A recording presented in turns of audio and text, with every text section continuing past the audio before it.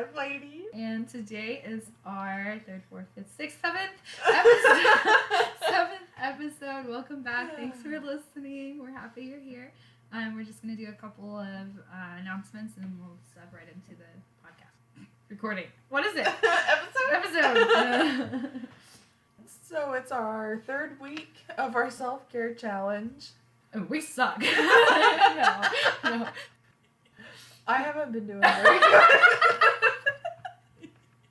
No, I haven't either. I haven't done very well. You know, as long as you're like... we started off and we had a plan, and now it's like, I got a little bit of an idea to set some time away for myself. Little things help. It's okay. Yeah. As long as you're just making sure that you know that you are important enough to take the time for yourself.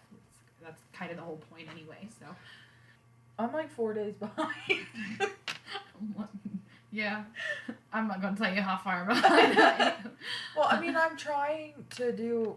I spent quality time with my parents. I tried to yesterday, but they were busy. So I just sat there. Okay, guys, I'm here. This is our time. They were helping Malachi with homework, so I just kind of sat there, and I was like, well, I'm supposed to be spending quality time with you guys. And Mom's like, in a minute. I'm blessing you with my presents. Like, here I am. Yep.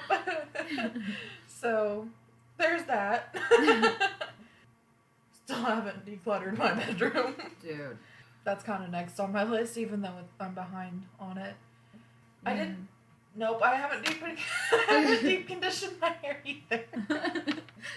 I did do that. I only just did the coconut oil. I've done that a couple of times now. So I'll do coconut oil and then I put it on my face, which is awesome. My face is finally not so dry. So and that's kind of getting to where I'm like too not dry in some places. Oily, I guess. But yeah, that's just. Well, I had found one on Pinterest. It's honey, olive oil, coconut oil, and an egg. Egg's good for your hair. So I mean, all those other things that. too. I think I'm gonna try that. So That'll be good. but that's gonna be. Well, I was gonna do it the night before Easter, and I was like, that's gonna be a mess to clean up, and I need my hair to look okay for Easter Sunday, so I didn't mess with it then. I notice anytime I super deep condition my hair, the next day it's a little bit still kind of oily. Yeah, so we have to plan to not do anything the next day or super wash it. Well, see, like my hair is naturally really oily anyway. I use dry shampoo every day, even if I wash my hair that day. Wow. Yeah. So I knew that it would be a bad idea to do it Saturday. I still need to do that, but I mean that's something that I can do with other things too. Right. So I'll do it. It's just not on the day I was supposed to. But even though I'm not on time with everything, I still feel a lot better than what I did before I started it. Yeah. Because you're making a note in your head, like, I gotta spend time with myself, you know. Yeah. Same. And I haven't been sticking with my good morning routine from day one. But I still, even though I'm not doing it step by step, I'm actually doing a lot better than what I was. Like, I would immediately just start watching TV. And I haven't been doing that, so. Yeah, I guess since I started a different job, which you'll probably hear that often from me. No, I hope not. I hope I stick with it. But so since then, it's kind of has been like that where I've been like, no TV. I just get up and I get ready, or I get up and I'm like, get my stuff ready before I have to leave, and that's kind of nice to not just be like glued to the TV right off the bat. Right. I mean, it's just kind of like, it's almost draining to watch so much TV now that I am not watching it as much. I mean, we still watch TV, but I'm not just sitting there. Now I kind of use it as background noise while I do other things. Right. I'm not just glued to it. Or I'll just have it off. Which we don't have cable, but we do watch YouTube. Right, I watch a lot of YouTube. That's like, whenever I'm getting ready, I listen to The Real.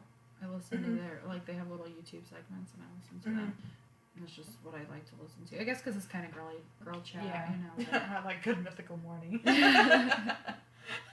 Which is not girly.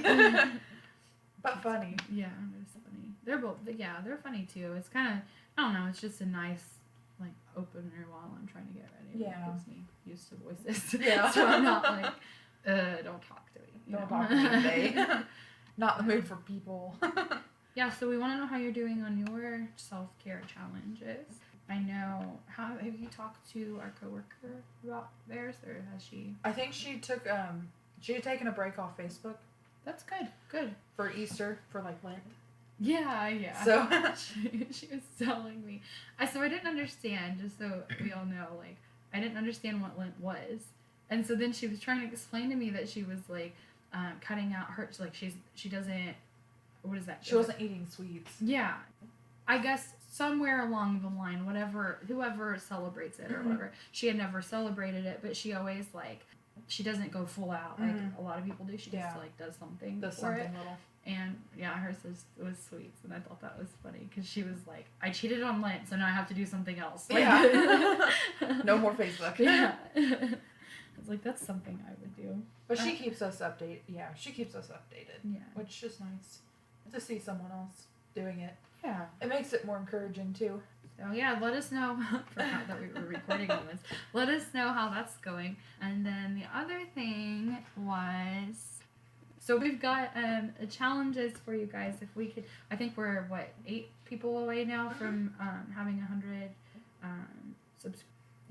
likes on our page. And then we'll have a challenge that we're gonna do. It's what's it called? Speech jammer. Speech jammer. That's fun. We were trying it earlier before we started. Yeah, we're definitely willing to make a fool out of ourselves. Yeah. So you might as well take advantage of that. If you like watching people do goofy stuff, I mean, that's kind of, each challenge is a little bit Goofier. Yeah, because egg roulette for 150 likes.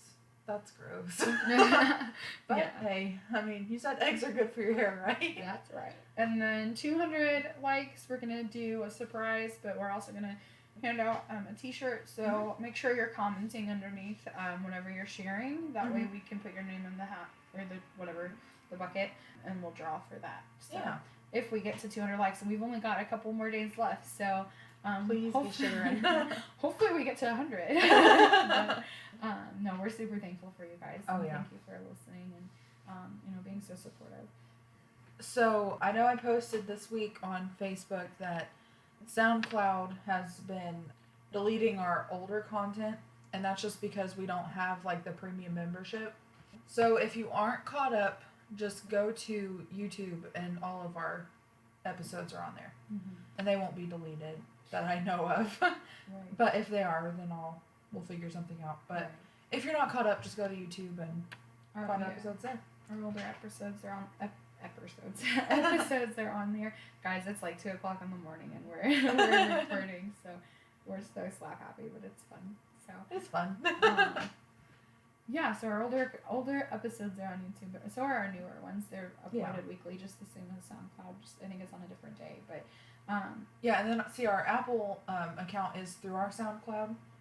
So whenever SoundCloud deletes our older episodes, they go off Apple. So, so basically, it's being deleted off both. I didn't know how that worked. I didn't realize that SoundCloud deleted your, like, if you have too much hours. Yeah, too many hours on there. So, but that's fine. I mean, all of our episodes are on YouTube anyways. Right. So, they're still available, just on a different platform. Oh, so first of all, Mother's Day is coming up, and we're excited about that episode for sure. We're excited about all of our upcoming episodes, but everything with our infertility is leading up to Mother's Day, so we can't wait to show you guys, or, to talk to you guys about that. Then afterwards, we may release a bloopers reel, which we're really excited to talk to you. Yes, so we have some funny stuff. What people probably don't realize is that this isn't live. Right. So we edit, cut things out whenever it doesn't make sense or if it's mess ups. I often, I stutter and then I get my words wrong. I just get my words wrong. I'll be trying to say one thing and then a whole different thing comes out. So we have to kind of stop and edit that out. But yeah. Anyway, so you'll get to hear all our goofiness. We've just been listening to it, and we've laughed for about a half hour now, so our cheeks hurt. But it's a good it's good to start these episodes off that way because they're a little more emotional. Yeah. It kind of helps us not be so, like, down. Yeah, because we don't want to bring negativity into our episodes. We just want to spread positivity. And Positivity genie. Oh, no, not a genie. Fairy. See, this is what I do. Fairy. Positivity fairies. We just, like, sprinkle it. Like pixie dust. So,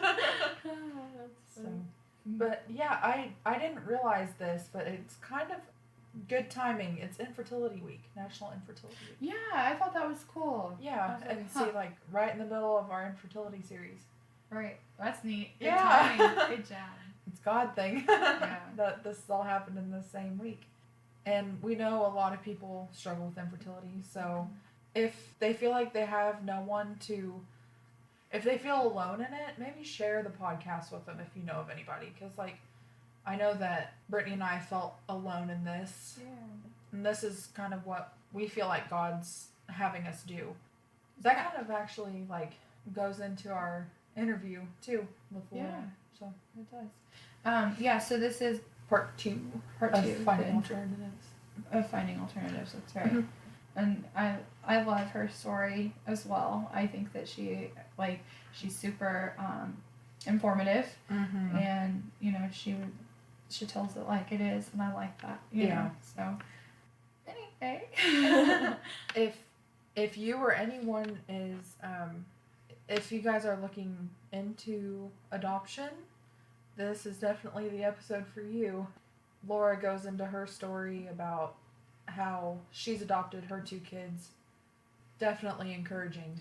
Yeah, she goes through, like, the emotions and stuff that she's felt through that, and I think that's really important that that they had talked about that. Both of our guests had talked about, like, the emotions that went with it, and it's just because, like, that's such a real, like, thing, like, she had said something along the lines of what was it? How she had said something along the lines of how she was just so sad or angry that she didn't want to go to these events. to the events that were going on, and like I weddings and totally relate to baby that. showers. Yeah, I relate to that, like, a lot. Not even I didn't quit going to the events. I did not want to go. I thought it was like I was just envious, and jealousy is not a good thing, but it's a real thing, I guess. Yeah, so.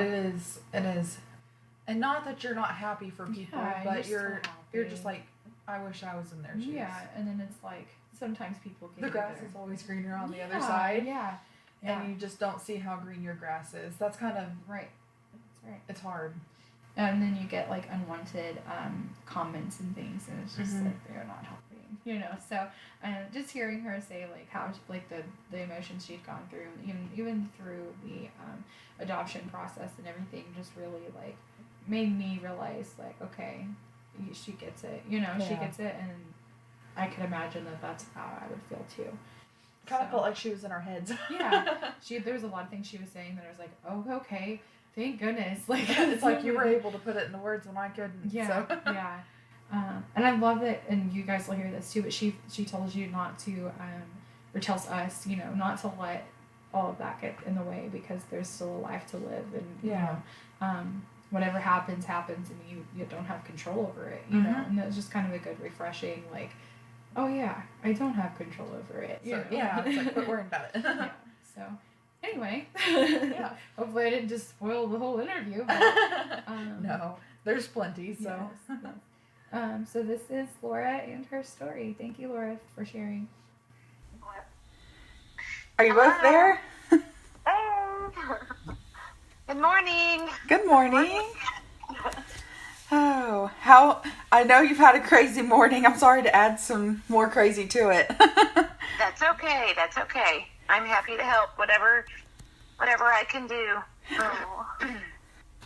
All right, you ready to just jump in? I am, yep.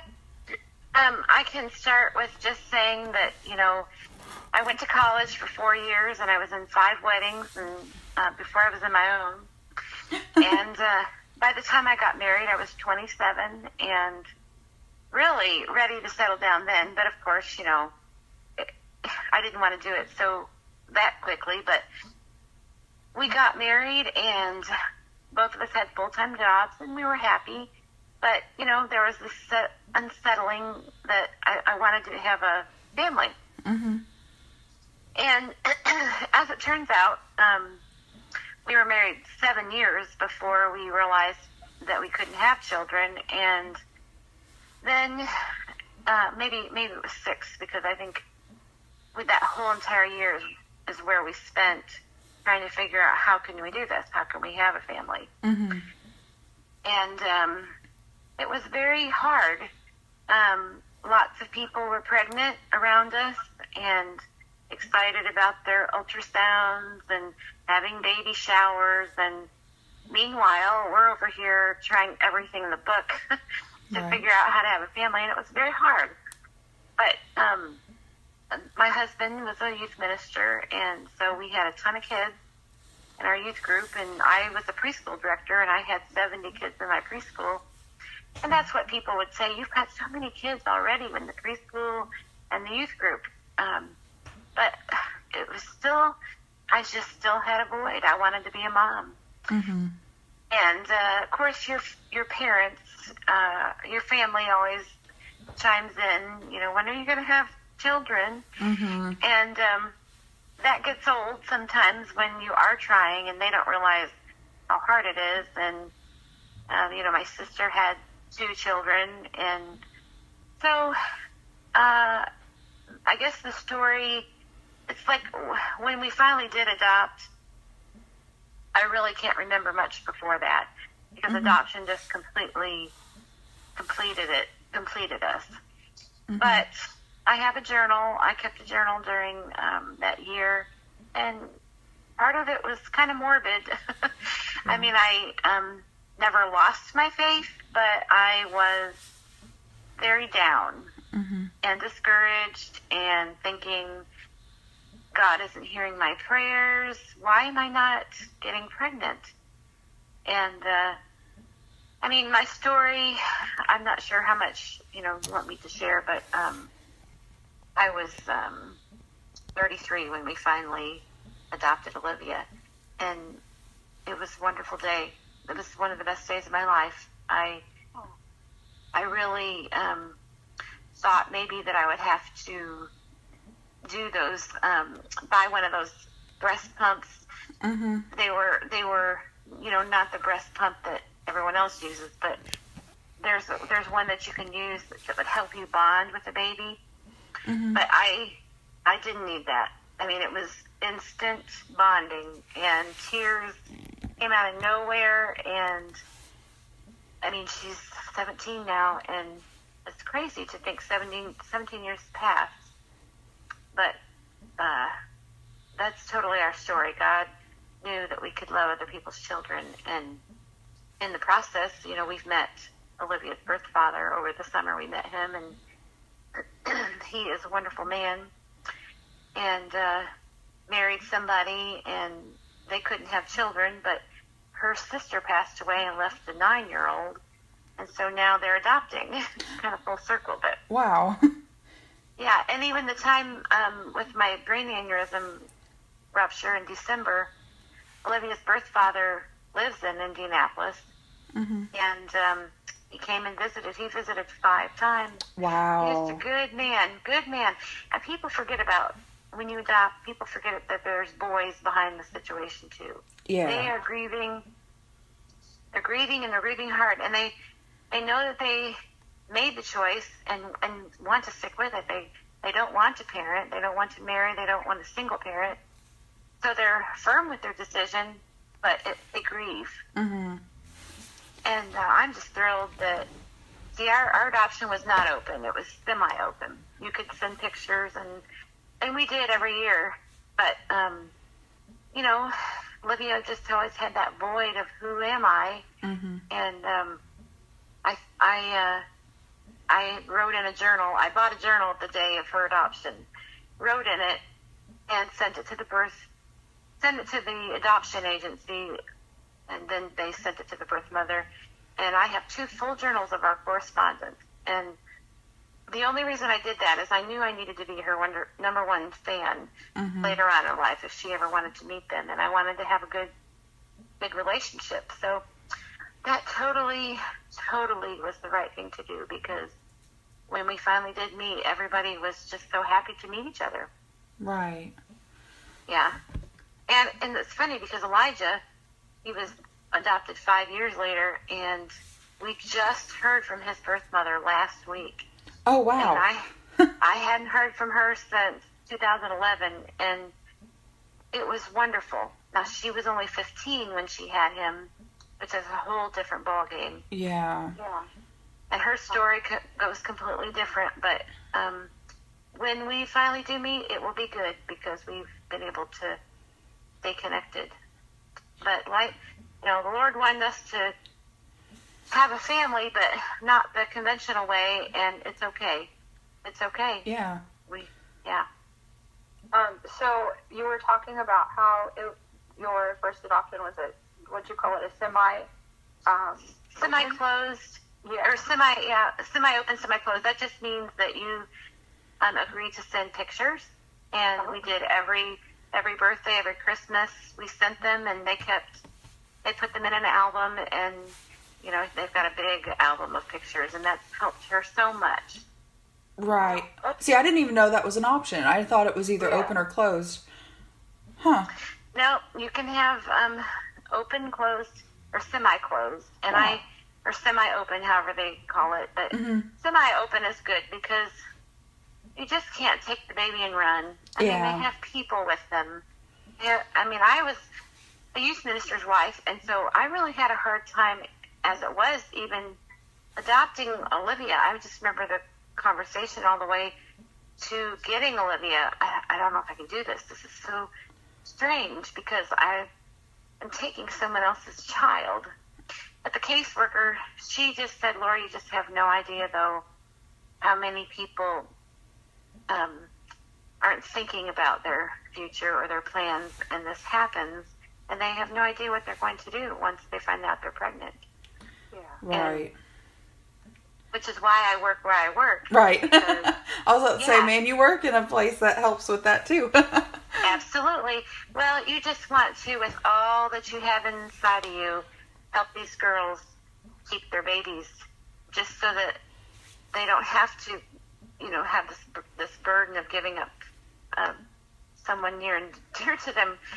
And I mean, if they don't have the resources or the support, then definitely we would suggest or recommend adoption. But we try real hard not to break the babies away from their birth mothers.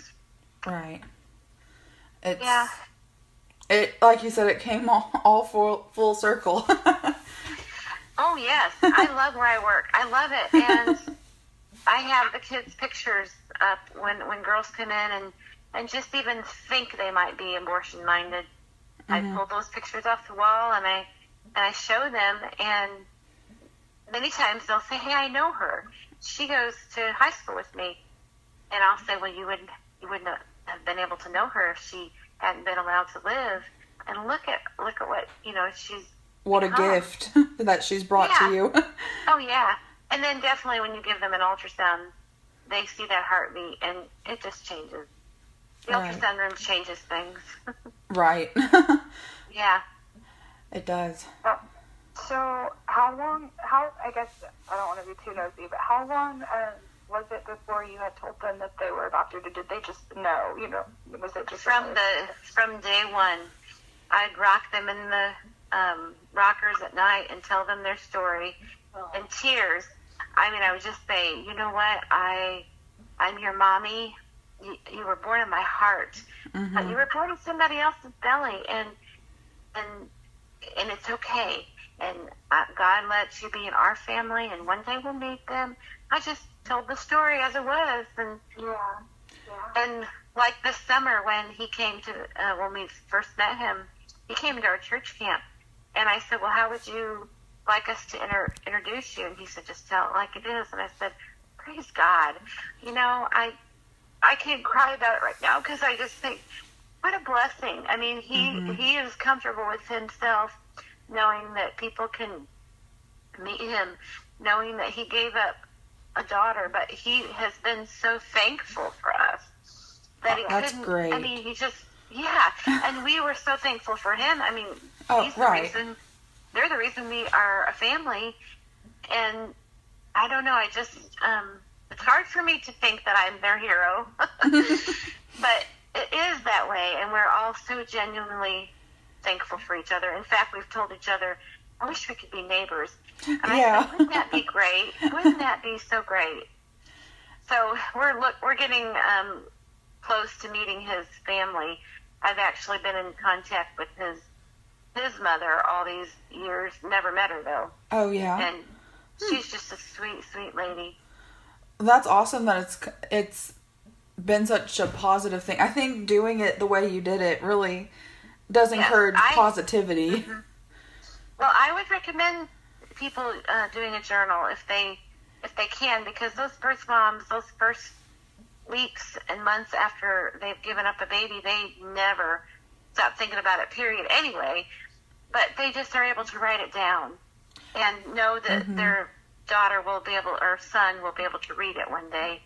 And I let Olivia read the whole thing. I mean, I didn't keep anything from her. I mean, they didn't know where we lived, and they didn't know our last name. And at first, it was hard. It was hard at first, but I finally realized I can't worry. Yeah. You know, when she went to school, I thought, are somebody going to come and say she's theirs and take her?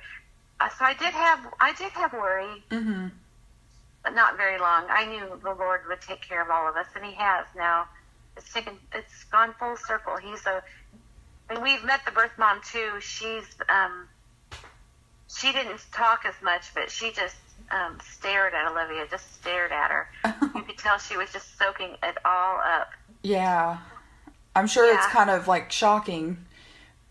I'm sure. Well, she went on and married. She married 4 different times and had 4 more kids. And, you know, I think that's it. You know, you're just kind of in awe that this is really even happening. Yeah. That you get to even meet them. But, yeah, because there's kind of a stigma, I feel like, that and I know there are adoptions, I'm sure, that, you know, the kids never know or find out later. And that's very sad. Yeah.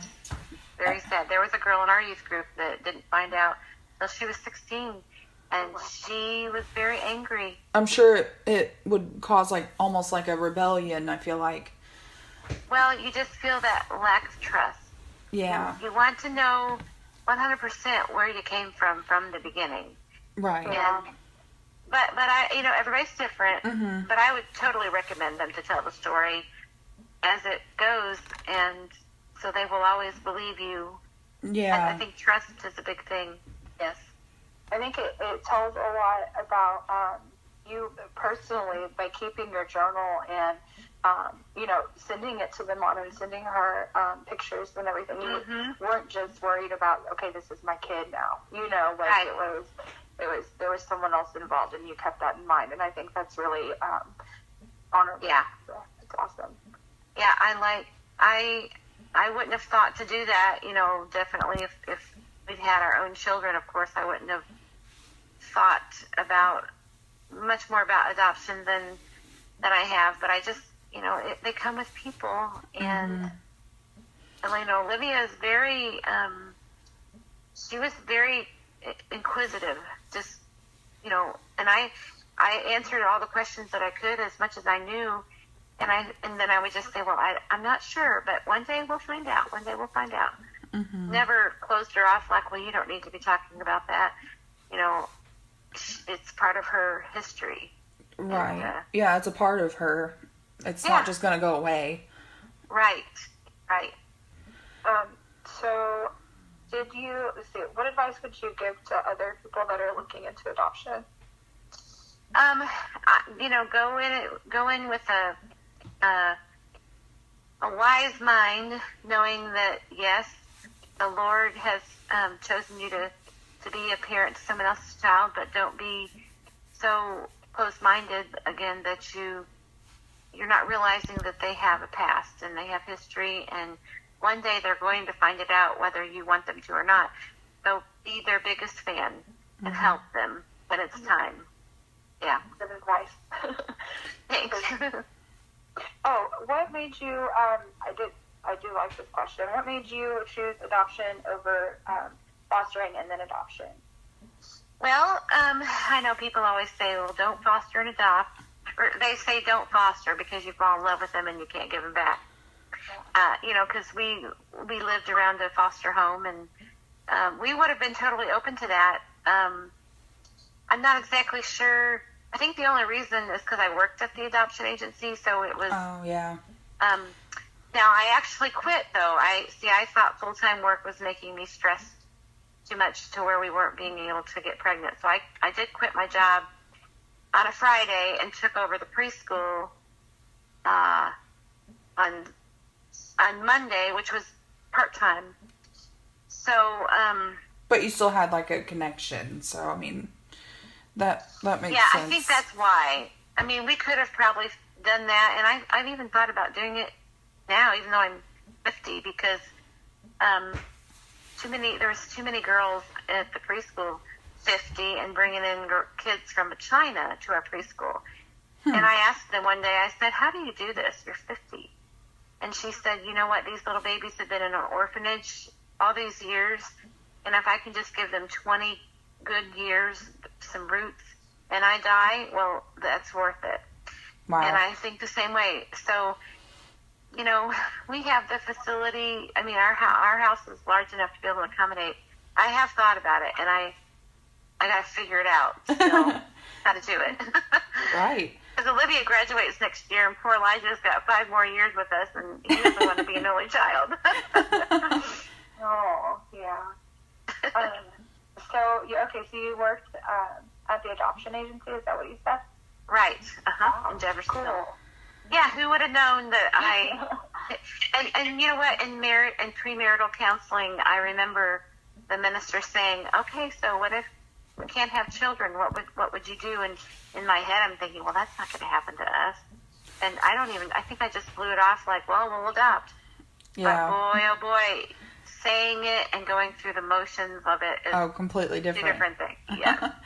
The paperwork that you've got to fill out and the vulnerability that you feel of telling somebody everything, it's very hard. And that's probably some more advice I'd give. It's just, you're going to have to humble yourself and get through these hard times of filling out a home study and things that most people don't have to do. But it's okay. It's worth it. And it's expensive, very expensive. I wish I could trim the cost somehow. It doesn't seem fair that it's so expensive. And that kind of puts you in a different boat. Then all of a sudden, you've got debt. Yeah. But that's a whole other story. It's still worth it, though, It is. God will take care of you. I Yeah. feel like if you have enough compassion and love in your heart to be able to take on children that aren't your own, He's going to take care of you. Yeah, God wouldn't bless you just to make Yes. it fail. I mean, I think you're right, and that's hard, Lainey, because I sometimes wonder, well, we've done this, and then I feel so punished with the debt situation, but I try very hard not to sink to that level, because I know He'll take care of us. He's not done with us yet. yeah, right. I've heard your story before, and it still just amazes me. Oh, well, that's part of, it is, I didn't expect my life to go this direction, but I'm thankful it did, if that makes sense. Mm-hmm. Right. Yeah. Yeah, I don't know where these two would be if we hadn't been available. Right. I don't even like to go there anymore, because it would have been a rough life. Yeah. Yeah. I mean, that's... Not that we're perfect, okay? Oh, well. Not by the least, but... Yeah, I could get that. I could, especially, I guess just, I would probably be doing the same thing, is just wondering, because I always do that anyway. I wonder how my life would be if I had done this instead better than Oh, right. you. So, Yeah. I would Well, probably do that too. I had dated a guy. I had dated a guy that obviously we didn't get married, but he married somebody and they had quintuplets.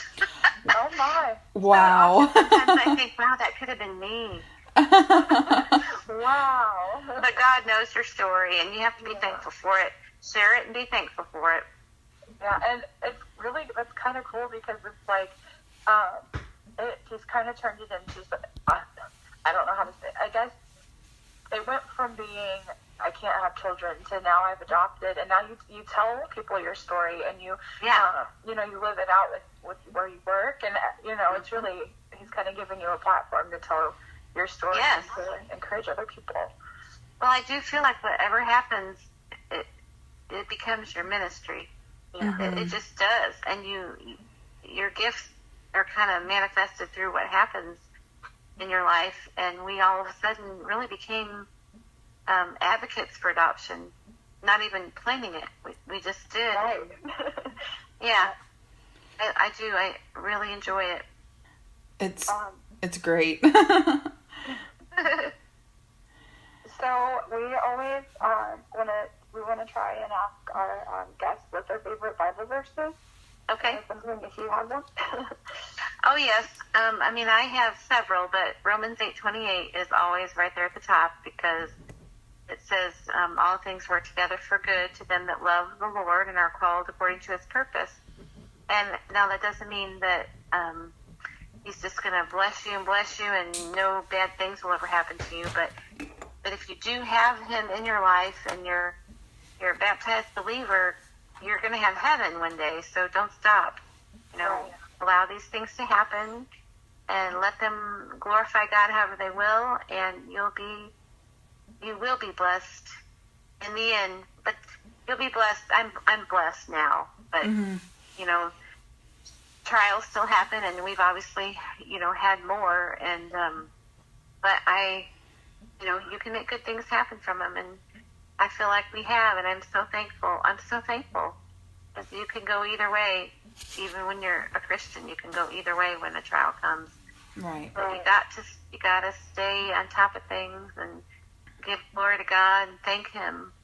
Like I said, it doesn't mean that I didn't lose my faith at times, and I sure did, and I have a journal to prove how low I could go. Mm-hmm. But I think your faith, like he says, it can be as small as a mustard seed, and you can move a mountain. Right. Aww. Right. Yeah. Yeah, that was a big mountain to move. Finding out I couldn't get pregnant. Well, you know what, girls? The hard part is, see, I felt like a person that was always in control of things, and I think the irony in all of this is trying to get pregnant. I couldn't control it, and I think the Lord knew. Okay. We're going to have to humble Laura in a way to show her that she's not the one controlling things. It's God. And that was a very hard lesson to learn. And I think other advice I would say is your days are limited. Don't try so hard and focus on the one thing of getting pregnant and you lose out on everything else, or you miss out on everything else. Don't stop attending baby showers. Don't stop being happy for those that are happy. Mm-hmm. You waste so much time. I wish I could go back, and there's a couple weddings I missed and a couple baby showers, and I didn't share in that joy, and I wish I would have. But I was too consumed on my own self trying to get pregnant. Right. And as I share now at Hope, I say, you know what? The Lord breathes life into the womb. It doesn't matter who you are or how it happens. The Lord's the one that decides that there's breath going to be in this womb. As much as he takes it away, he gives it. And so it's not really us anyway. So he has bigger plans for you. If pregnancy isn't happening, just continue to praise him and love him and thank him, and it's going to happen in one way or another. And I wish I could have had somebody. I didn't really have anyone to, what's the word I'm looking for? There wasn't a lot of conversation about infertility back then. Mm-hmm. I didn't have anybody to me. Yeah. I don't, right. you know, it was, but I have turned myself into somebody to be there for people when I didn't have it. I want to be there for people because I didn't have anyone. I'm really glad that you said that the Lord is what breathes life into the womb, because I mean it's something I think I've always known, but it just kind of is like I don't have control over that anyway, you know. And I do the same thing of like I don't want to say I get angry. Well, I do. I get a little bit angry whenever I'm finding out like all my friends are getting pregnant. And, you know, it's a little bit of anger. So that's I had it too. I had it too. But as I'm older now, I just think, boy, I wasted a lot of my emotions on something that you can't control. That I wasn't getting what I wanted. Yeah. And then I missed out being joyful, because there's a good verse too: rejoice with those who rejoice and weep with those who weep. And I was choosing not to be joyful for the people who had just found out they're pregnant. And right. So, and it's hard, and I can easily tell people rejoice with them, even though I had a hard time. I wish I would have had someone saying, "Go ahead and rejoice with them, Laura. Your time is coming." Right. That's something I need to remember, because it's difficult to remember that. Yeah. And well, I had a Bible study going on with 3 girls, and they were all pregnant. And oh my! The month before we got Olivia, I arrived at that Bible study, and then it turned out to be a surprise baby shower for me. And to my knowledge, nobody had any idea that there was a baby, but they just sensed a sadness in me. And 2 weeks later, we got Olivia. Oh, wow. Yeah. Now, I'm sure God was in the middle of that, and perhaps somebody knew. I don't know. But those girls were very kind to sense my sadness, because, you know, they brought ultrasounds every week, and not every week, but whenever they had an felt like it.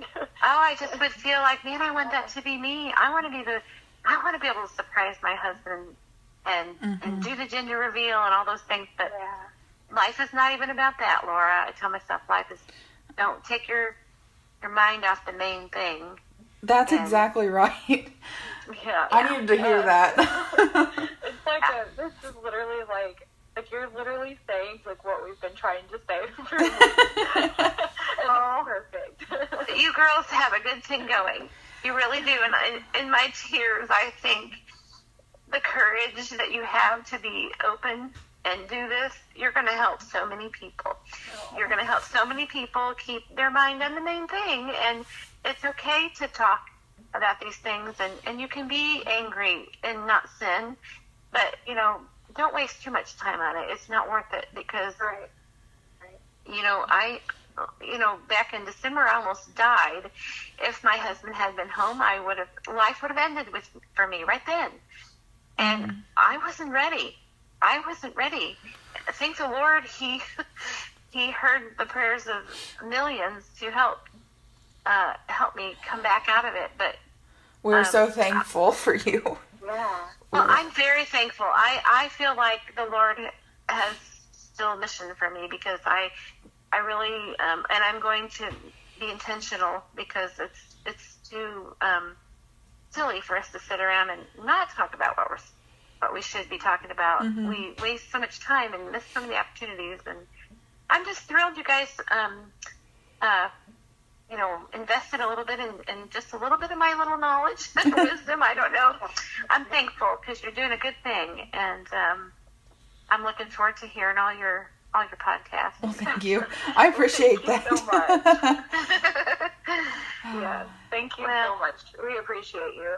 Well, thank you very much. I appreciate you, and good luck. Oh, thank you. Very good. Well, God bless you guys. Oh, you too. Thank you. Thank you. Have a good day. You too. Bye. Bye-bye. Yeah, so we hope you guys enjoyed her story. Thank you, Laura, so much for sharing. It really touched us a lot, for sure. I specifically like the part where you talked about how God breathes life into the womb. That is just for some reason really resonated with me, and it kind of like took that pressure off of myself of like my body hates me, you know. Yeah, because it's not up to us. Right, right. And it's kind of hard to remember that sometimes because you're like, I'm doing things that are supposed to help with infertility and it's not working. Yeah. And then I also, of course, I really liked the part, I'm sorry I'm talking, but No, you're good. I liked where she talked about how she had a relationship with her children's birth parents. That just to me just shows like, man, like selflessness, Yeah. like we were talking about, and how strong you have to be able to do that, because I felt like before the interview I was, not that I thought about it all the time, but when I thought about adoptions, like that I would struggle to even think about having an open adoption, because it's like even semi-open or whatever. Like I felt like when she talked about it, I'm like, yeah, that makes sense. That makes sense to do somewhat of open, because it's not just about, I mean, that child has, there are people attached. Yeah. And it's, I think, especially me and my selfishness, I think like I want a child, and I didn't think about like that child would have people attached to it with a story, and it isn't always that the parents don't want the child. There's other situations. So it just really like helped me put that into perspective, like, hey, goofball, like it's not all like what you think, you know. Right. So didn't mean to interrupt you. No, you're right. Yeah. It's something that you have to be selfless about, and I didn't think of it that way though. Yeah. It was eye-opening. Right. In a good way, really good way. So I think, especially after both interviews, I think we've both just kind of sat there like, wow. Like, and it just made us really think, I guess, about what it's really like, and not what's going on in our heads of what we think it is. Yeah. You know, because we've never been through it before. We don't know what it's like, and this is kind of what we wanted for this series, is that way people that are struggling with infertility know their options. Right. And they know, you know, that way they can hear, okay, these were the struggles I had, but this is also how I got through it. And, you know, both of our guests have leaned on God, and that is super, like, that's something to look up to so much, because, you know, you can say, lean on God, but when you're in that moment, it's a little harder. Yeah. You know, it's almost like easier said than done. In ways. I'm very in control. Like, I want to be in control, and I forget to be like, okay, God, you got this. You know, like, so you gotta let go. Yeah. And realize that you have no control over this. I'll share a little bit of a story real quick. My mom tried, I think, for 3 years to have me, and it wasn't until they quit trying is when she got pregnant. It's kind of like you have to almost let go and just be like, okay, I'm not letting this stress me out anymore. Right. You know, she went off fertility medications, all that, and then found out she was pregnant with me. Wow. And it's kind of like after she finally just let go, that's when it happened. And that's kind of what I keep telling myself. It's like, I just gotta chill out, quit worrying about it. It's gonna happen in its own time, and if it doesn't happen naturally, it'll happen in another way. Right. So this series has really helped me grow as a person. Right. So if you don't care, I'm gonna say something too. Yeah. When, and this has been a long time ago, and I was a different person back then, so just preface it with that. But it's been a few years. But my cousin has a niece who was, let's see, I'm trying to word this, who was in a situation where neither one of her parents were parenting or wanted to be parenting, and she was just in a bad situation, and she came to us and was like, she was in a lot of trouble. She had been doing a lot of things that she shouldn't have been doing, as far as like drugs, and as far as like she'd stolen a car. Like, there was just like a whole lot of stuff going on. She wasn't even like, I think she was 16 or 17, but she had all this stuff going on. And me and my cousin were living in the same house, and my cousin was like, I don't know what to do. I don't know how to help her. Like, there's literally nothing I can do. And she came to our house one night, and she was like, can one of you guys adopt me? You know, back then I was like, I'm not even like I'm 25 now. I don't even know like what, I don't remember how old I was. I don't know. It was probably, I lived at that house. Let's see. What is this? 2019? Mm-hmm. That's probably, I was old enough. Okay, so I was at least 21 or 22.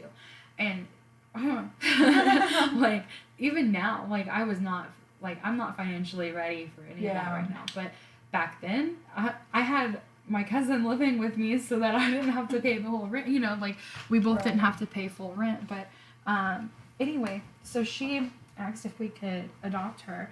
One of us could have adopted her, and my cousin was like, you know, more than willing to say, yeah, I'll adopt you. But it was such a big responsibility, and she didn't feel like she could help her in a way that, you know, that she needed. And I was like, yeah, like I'll do that. And I thought, gosh, that's weird. Like, is, you know, like not because the relationship was weird or anything, just because like, it's a lot, like she said, it's a lot of responsibility, and there's a lot of steps she had to go through, and it's a little different, I think, than you know, adopting through an agency. Going through an agency, because she had all this stuff going on, but they were gonna have to come into the house and like make sure we had enough food in the house, and she had a room to stay that was hers. So like my cousin was gonna sleep in the living room so she could have the other room, and like it was just a whole thing. And you know, I ended up, obviously I didn't end up adopting her. She decided she wanted to go ahead and stay at her dad's. It was her choice. She was old enough to make that decision. But I guess now that I'm older, I think in a way I'm grateful that that didn't happen then, because I was not mature enough to know like what I was taking on. But I did feel bad, you know, because I wanted to help her. But it just kind of makes me think, I don't know what made me think of, I guess just talking about all of this. But now I think I would handle it a little differently, and I just kind of want to, I haven't talked to her in a long time, so I just kind of want to be like, hey, I'm sorry it didn't work out. Okay. Yeah. But well, it's anyway. like, you know, it's kind of funny how you think that when you're 21 that you're like, I'm an adult. Yeah, I can handle Even this. when you're 18, I'm an adult. I don't feel like an adult now. Yeah. I'm a child living in my own house, a married child that has her own house. Yeah. Child still. Like. Right. And I think that's kind of like, now that I'm older, I'm like, man, thank you God that the things haven't worked out the way that I wanted them to in a way. You know, like, yeah, I've always wanted a child. I've always wanted a kid. But if I had ever, I'm going to cry because I'm emotional and it's not time, but if I'd had a kid back then, like, it'd be in a different spot now. It'd be a whole lot different. You would love the child either way, but it's still. I wasn't ready. I'm not. But I know now, like, I know that I would handle it a lot different now than what I would have been. I would have been like, yeah, I have a child, and I would have been super excited, but I went and you would have responsible. Yeah, I mean, you would have taken care of. Yeah. I wasn't good with different. Money. You know what I mean? I wasn't in the right mind space. I wasn't as close with God, and I'm not. Obviously that's an everyday thing, but it's just different, and I'm just grateful to watch how it's going. I guess. So. And it's kind of like I keep trying to remind myself, like, okay, if it's not happening right now, it's just not in God's timing. Right. You know. Right.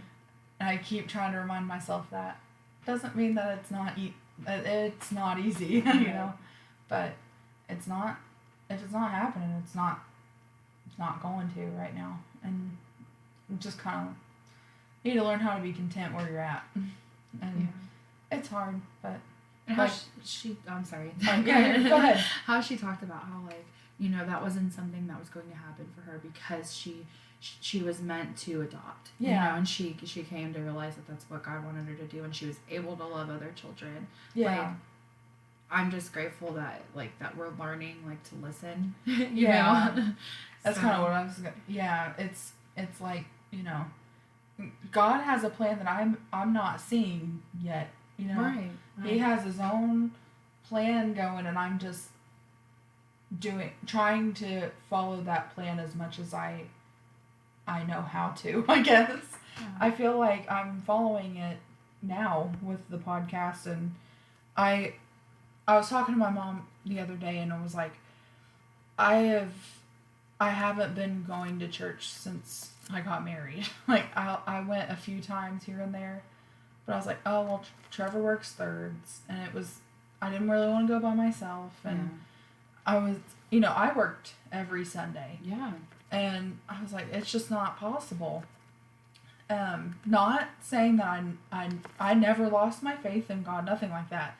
I felt like I was being a good Christian still, like, but it's kind of hard to explain, but I just didn't feel, which the first year of marriage is so hard anyway. Mm-hmm. And it's not hard it's kind of, like I said, it's hard to explain, but getting adjusted living elsewhere from where I grew up, and like learning how to take care of myself and someone else, and like, it's difficult, and I'm just now starting to get used to all that. It's a year and a half later, but starting the podcast and like even going to church this week for Easter, like, I have a relationship with God. Yeah, you're closer in your relationship.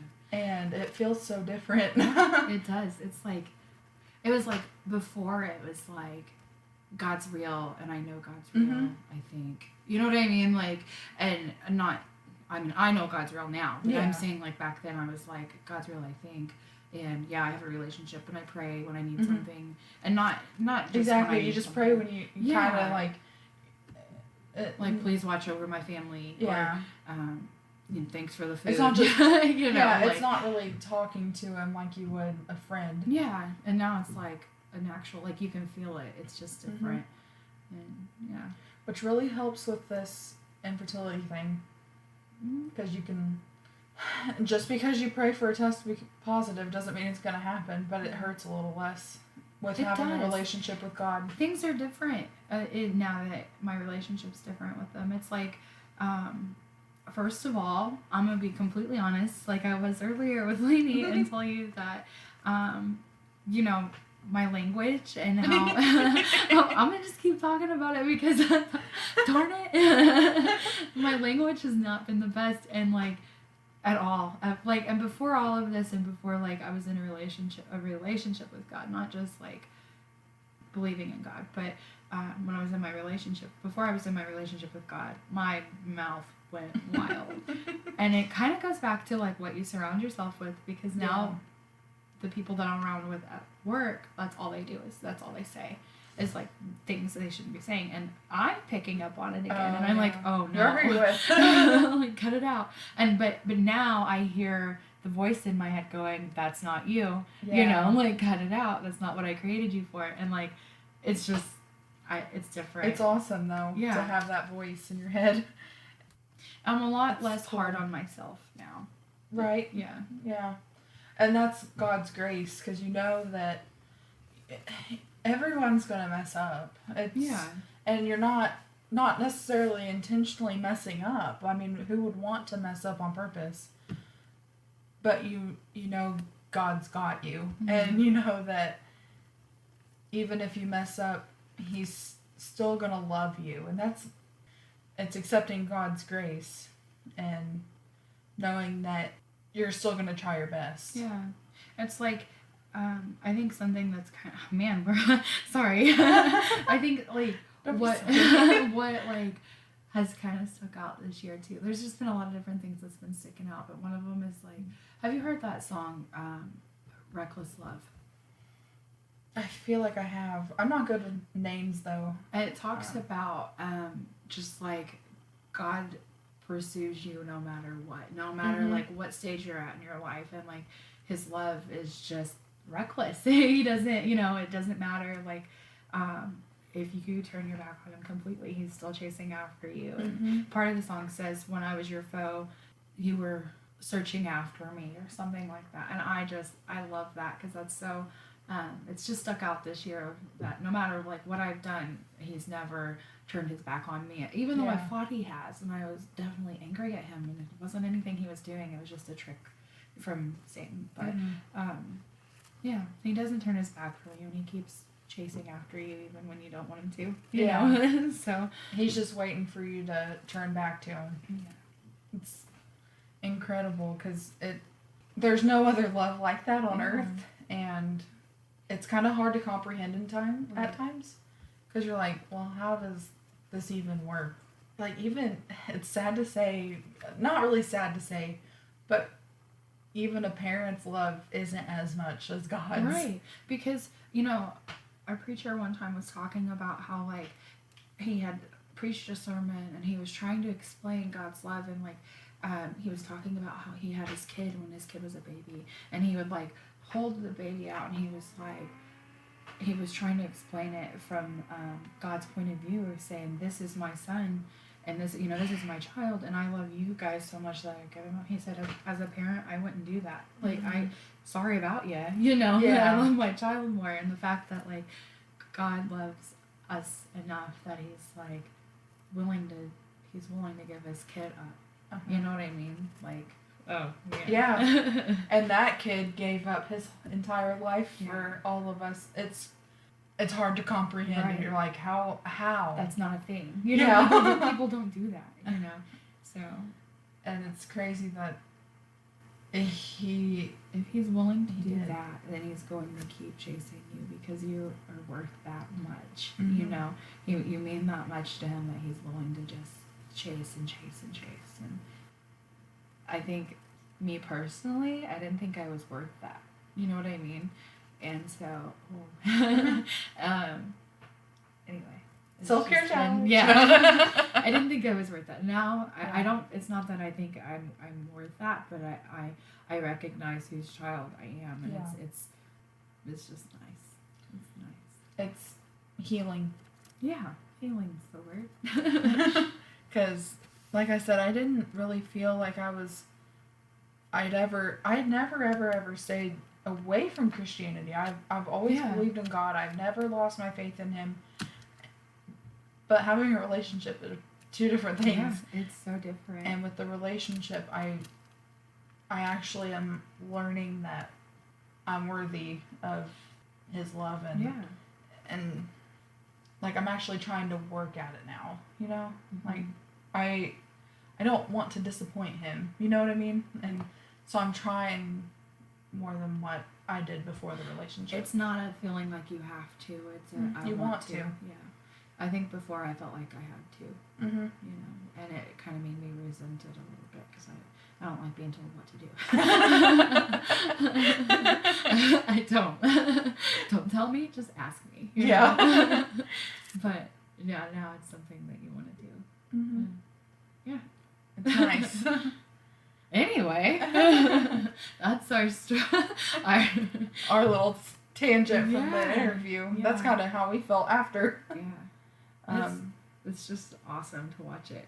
I know I keep saying that. I feel like we say that every podcast. That it's awesome and incredible, and I noticed myself saying that too, but it really is. Yeah. I mean, and it's like these little, like, subtle things, like what we were talking about earlier, or like just like how, well, for one, how awesome is it that it's that the week for infertility? National Infertility Awareness Week. Yeah, like, just little things. How did I didn't look that up. Right. I didn't know that was this week. God works in mysterious ways, huh? Yeah. Anyway, so we'd like to end with our encouraging verse for the day. Morning for us, but day for all of you, I hope. We're not sure how to pronounce this. I think it's Nehemiah. Nehemiah. But Nehemiah? I don't know. I've always heard it Nehemiah. But. Okay, so Nehemiah chapter 9, verse 6. You alone are the Lord. You made the skies and the heavens and all the stars. You made the earth and the seas and everything in them. You preserve them all, and the angels of heaven worship you. I like it. Yeah. It just shows how big and amazing God is. It's kind of hard to I've known this my whole life that God made Earth, but as I think about it now, it's like Unimaginable. what in the world? Yeah, like you can like it's kind of funny because your brain just kind of goes and you kind of picture it, but then it's like, no, I don't know what happened before that. You know what I mean? Like I don't know. You just can't imagine it, and I think it's cool. And I just cannot get over how she said like he speaks life into the womb. Like, how cool. Yeah, he makes everything. Like, you wouldn't be like. You don't have kids unless he's like, that person is who I want to be. I know. That person. Which means, like, obviously you have a purpose. You know, he wanted you to be there. Yeah. And I think that's cool. Anyway. And I kind of, like, well, like, whenever I go to the ocean, which I've only been one time. So when I went to the ocean, I was like, you can't see anything but water. Yeah, it's humbling. And it's like, so humbling. he made that. It's almost like, it's not unbelievable, but you're like, how? And it's almost, it's kind of scary because you're like, and not scary, but it's like you feel so small comparatively. Right. And then you're like, it's so endless. Yeah. Did you go out on the water? Well, Like I mean, in a boat? Oh no. No.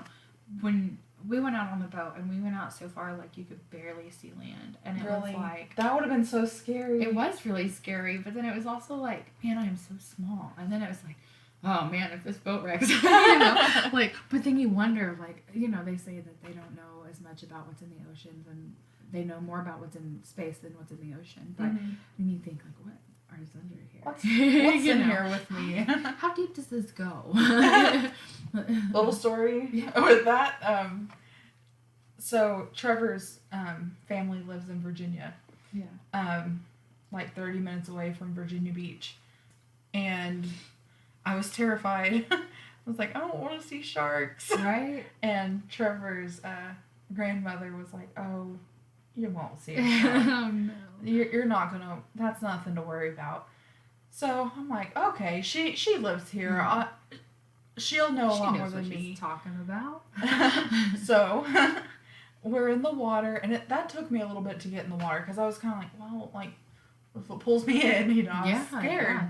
And it does kind of do that. Yeah, and with the waves and stuff. But you know, I had Trevor with me, and this was like, I don't know, a few weeks after we got engaged. So it's been a little while ago, but I stepped on something and it was kind of like slippery, and I was just like, oh, it's a flip-flop, because I lost my sunglasses already. Yeah. And I was like, man, people lose things in here all the time, I'm sure. I was just like, wow, people are losing everything. Yeah, and it kind of felt like a flip-flop that just kind of, like, you know, in the lake, it's really mossy, and you like feel that slimy stuff. It kind of felt like that, so I was like, oh, it's probably just a shoe or a flip-flop or something. And I told Trevor about it, and he's like, oh yeah, people lose stuff all the time. And then his grandmother came out into the water with us, and we were talking, and she's like, well, I didn't want to alarm you. So You were I didn't in the water when she was talking? Yeah. Oh. And she's like, I didn't want to scare you because you had never been in the water. I wanted you to get in. I was like, what? What is it?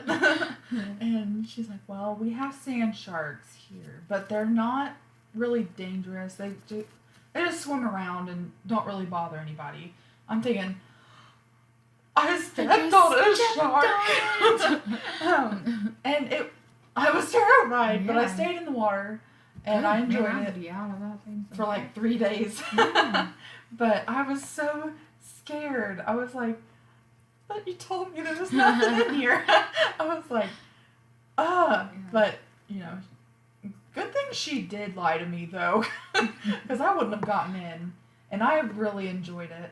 We went parasailing, which was awesome. It was. I'd be so scared. Oh, I was. Listen, you guys, I don't like, I do not like water that I cannot see the bottom of, and I don't like deep water. I thought you liked the lake. I do. But I guess it's a lake. It's different. I do. Well, no, I want to wear like those stupid geeky shoes because I don't want to. Because our lake's kind of gross. But I mean, I think. But and I won't go out by myself. I just don't. I don't like the water that I can't see the bottom of. But well, there's snakes and fish and stuff. So I get that. But it was my first time at the ocean. Well, not was that the first time? Did we go once or twice? We went twice, and I think we went Which parasailing. It was Myrtle Beach, but we went I heard parasailing. it's pretty. It is gorgeous. We went parasailing our first time, I think. But anyways, blah blah blah. It took us forever to get out because me and my brother were like bigger than everybody on the boat, and it took like you have to like they put you by weight on the sail. What's the sail? Parachute. Yeah, something. Yeah. Anyway. The thing in the air. Yeah, and they weren't prepared or whatever, so we had to keep going from boat to boat to boat. But anyways, we get out to the boat and they throw us up in the air or whatever, you know. I say throw, but they don't throw you. Like they just, anyways, you float up in the air, and it was so quiet, and it was weird because you like hear like the waves and stuff on the boat, but like you get up in the air and it's like quiet and you don't hear a thing, and then you look down and there's all this really deep water that you can't see the bottom of, but you can see little jellyfishes, and you can see fins from like dolphins or sharks or something out there, and like you just see everything. Yeah, we saw dolphins. And we did see dolphins at one point. It was really it was so fun. But like seeing the jellyfish, I literally You're like, I don't want to go back down. I don't want to do it. Well, I seen the jellyfish, and me and my brother are hooked onto the same like seat thing, and when you get down close to the boat and they're reeling you back in, they like point to the water like down, you know, like, do you want to be dunked? My brother was like, yeah, you know, and I was like, no. And I pulled my feet up, and I have a picture, and my legs were straight out in the air, but I pulled them up like I was doing a crunch because I did not want to be in that water. And Don't make me. yeah, I was literally like face scrunched together, like arms like no. And my brother was smiling so big, but I just Oh, he knew what he was doing. He did. And he did. It The was joy of brothers. It was a blast. But just like the being up there and realizing how small you really are, you know, like man. Oh, there's a lot I of don't big think I creatures. could. I mean, I'm just not very adventurous when it comes to. I'm scared to fly. Yeah, And I get that. We were supposed to go to Vegas in February, and they're like, "Oh, we're gonna have to fly," and I'm like, Nope. I'll drive. We didn't end up going, so I'm kind of thankful because I was terrified. And then we're taking a trip to Disney in June, and I was just like, please don't make me fly. Please don't make me fly. Oh no. I was like, please. I've never flown in a big airplane. My mom, I feel like I'm telling you so many stories. My mom one time surprised me and my cousin that I was talking about earlier, that I lived with. And then my brother, we were all like, she would stay at our house in the summers. And my mom was like, she was working at the school, and her boss had her piloting license. And my mom, I knew that she had her piloting license, but like, whatever, I didn't care, you know, and it was like, whatever. But anyways, my mom come home from doing something. I think it was like the very end of school or something. Either way, it was like they had to go and work a couple more days after we had left school, so like get cleaned up and everything. And she came home, and my cousin was at the house, and she says, guys, get ready. She says, I got a surprise for you. And we were like, okay. So we went out to Tunnel 10 The at airport? the airport, and I was like, I'd never been there before. Like, you know, I was like, where are we at? You know? And she's like, well, come on, let's go inside. So we go inside, and there's her boss. And she was like, well, Does she work there? her boss had her piloting license. So she has her own plane. Oh, And okay. so kind of, I guess, because they have to like, they have all these like things they have to do at the airport, like get permission to fly and stuff and blah, blah, blah. But anyways, we get out there to her plane, and we have a picture of us all next to the plane. And we get in it, and I sat up front, and I think my brother was in the back, and like we got up so far, and she's like, okay, you want to drive? And I was like, yeah, you know, but that'd be cool. it was I so guess. cool. It was cool, but it was like such a small plane that you could I would still feel be scared. everything. And we hit turbulence like really bad. I guess it's called turbulence for a small plane, but it shook a lot. I'm like, I was terrified. I mean, I was like, there's no like nothing to save me, you know. It was so fun. Yeah, at least in a car there's ground. Yeah, it was a blast. Which I guess there's ground with the plane too. You're gonna die. Right. It's a little farther down. It was fun, but it was so pretty. And you could see like, oh, it was weird, but you could see like the cemeteries and stuff, and they're huge. They're way bigger than you think they are. Right, because I mean, when you're just facing it, I mean, it stops eventually. Like, you Yeah. can't really see everything. Right. It was cool. Anyway, that's my tangent on that. Flying's cool. I don't know about big planes, but little planes are neat. I'm a chicken. I can't. I was too, though. I'm like, anything out of the ordinary, I'm like, no thanks. And so anxiety's like a thing in my family. And my mom didn't think she was going to go up in the plane. She thought she was just like bringing us. And her boss was like, no, get in. And my mom was like, no, like, she was like, no way. But she No went. thanks. Yeah, it was fun. Did she end up getting in? She did. Aw. Yeah. She was nervous. And she gets all like shaky. And when she's nervous, and she was like shaking. It was funny. Well, see, like, Trevor wants to skydive. And I'm like, and I'm almost like, no, you're not going, and neither am I. It's like, Yeah. I don't want, like, there's always, the scary thoughts. I'm like, Right. You can't do that to me. You can't do that. Will Smith, have you heard his talk about skydiving? I don't think so. He talks about how like he was terrified and like he did not want to do it. He said, but when he jumped or they pushed whatever, he was in the air. He realized like you're like on the brim of either dying or not, and you have no control over it. And he said it was the most freeing thing he'd ever done in his whole life because he just had no control, and it was like.